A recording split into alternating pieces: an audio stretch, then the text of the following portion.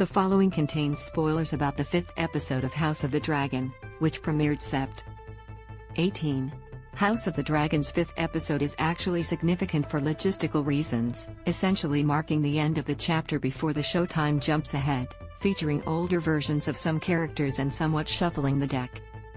Yet the hour could generate as much buzz for a brutal death that occurred, inviting discussion of old concerns and wounds about the way that LGBTQ characters are treated, and more to the point, killed off, in TV dramas.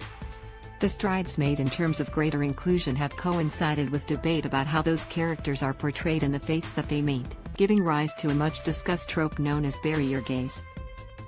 The phrase refers to a history in which gay characters have disproportionately died as a plot device, creating the impression they are more expendable in the eyes of storytellers.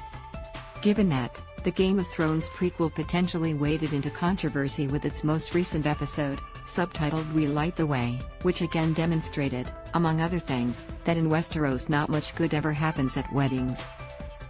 The series plays on HBO, which, like, is a unit of Warner Brothers Discovery.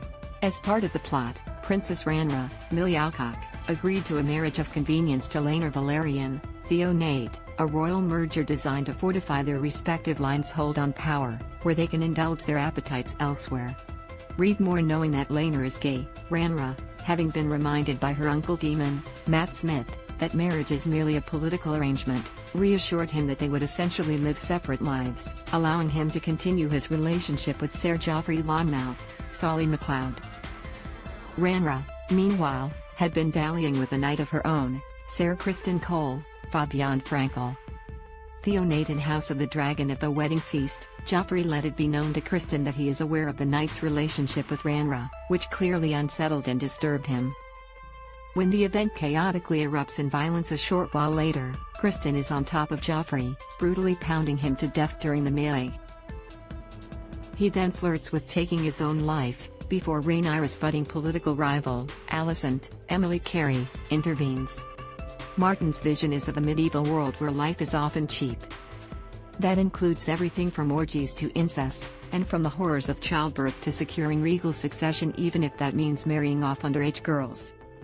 Still, introducing the relationship between Laenor and Joffrey only to dispatch the latter so quickly and horribly almost immediately prompted questions on Twitter on Sunday night about whether the bury your gays trope applies here.